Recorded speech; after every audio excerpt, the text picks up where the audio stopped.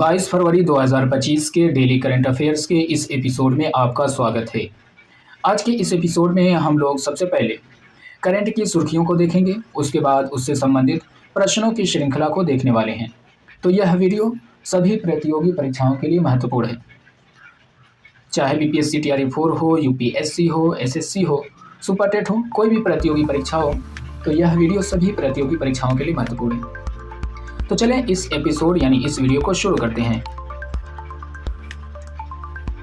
सुर्खियों में पहला नंबर है असम की पूर्णिमा बर्मन को टाइम मैगजीन ने वुमन ऑफ द ईयर से किया सम्मानित। Assam's Purnima Barman honoured as woman of the year by Time magazine.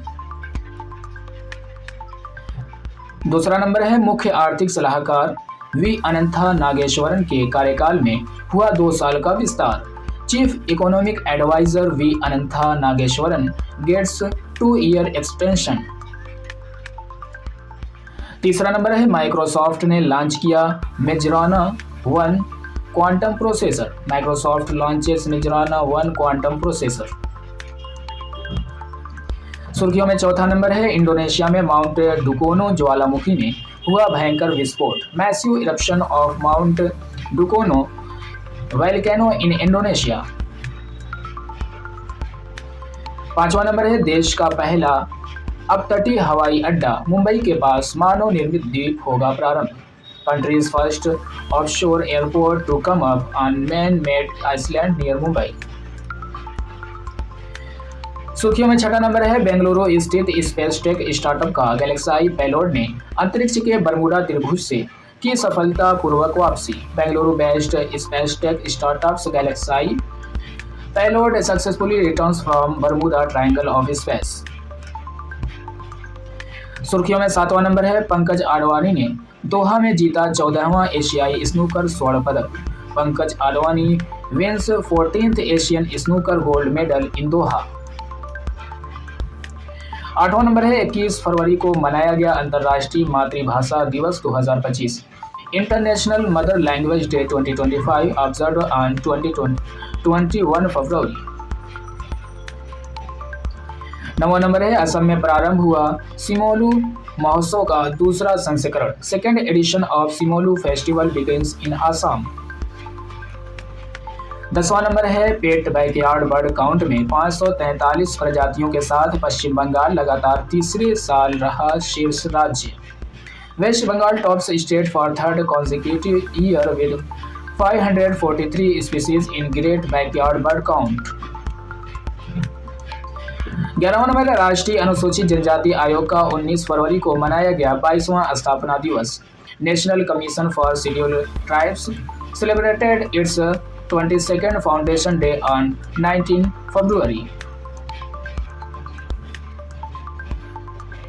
12वां नंबर है फोर्ब्स महिला अरबपतियों की वैश्विक सूची 2025 में भारत की सावित्री जिंदल टॉप 10 में शामिल होने वाली बनी एकमात्र भारतीय। India Savitri Jindal became the only Indian to be included in the top 10 of Forbes Women Billionaires Global List 2025। 13वां number है नागालैंड की वन परियोजना को स्कोच पुरस्कार से किया गया सम्मानित। Nagaland's forest project awarded with Skoch award. अब प्रश्नों की श्रृंखला में आपका स्वागत है। प्रश्नों से श्रृंखला से संबंधित पहला प्रश्न है हाल ही में टाइम मैगजीन ने वुमन ऑफ द ईयर से किसे सम्मानित किया है? तो इसका सही आंसर होगा पूर्णिमा बर्मन। दूसरा प्रश्न है हाल ही में मुख्य आर्थिक सलाहकार पद पर किसे नियुक्त किया गया है? तो इसका सही आंसर होगा वी अनंथा नागेश्वरन। हाल ही में मेजराना 1 क्वांटम प्रोसेसर किसने लॉन्च किया है? तो इसका सही आंसर होगा माइक्रोसॉफ्ट। चौथा प्रश्न है हाल ही में सक्रिय हुए माउंट डुकोनो ज्वालामुखी का संबंध किससे है? तो इसका सही आंसर होगा इंडोनेशिया। पांचवा प्रश्न है मानव निर्मित द्वीप पर बनने वाला देश का पहला अपतटीय हवाई अड्डा कहां प्रारंभ होगा? तो इसका सही आंसर होगा मुंबई। छठा नंबर है हाल ही में अंतरिक्ष के बरमूडा त्रिभुज से सफलतापूर्वक लौटने वाले गैलेक्साई पेलोड का संबंध किससे है? तो इसका सही आंसर होगा स्पेस टेक स्टार्टअप। सातवां नंबर है हाल ही में पंकज आडवाणी ने 14वां एशियाई स्नूकर स्वर्ण पदक कहाँ जीता है? तो इसका सही आंसर होगा दोहा। 8वां प्रश्न है, प्रतिवर्ष अंतर्राष्ट्रीय मातृभाषा दिवस कब मनाया जाता है? तो इसका सही आंसर होगा 21 फरवरी। हाल ही में सिमोलू महोत्सव का दूसरा संस्करण कहाँ प्रारंभ हुआ है? तो इसका सही आंसर होगा असम। अंतिम प्रश्न है, हाल ही में ग्रेट बैकयार्ड बर्ड काउंट में लगातार तीसरे साल सर्वाधिक प्रजातियों के साथ किसने शीर्ष स्थान हासिल किया है? तो इसका सही आंसर होगा पश्चिम बंगाल।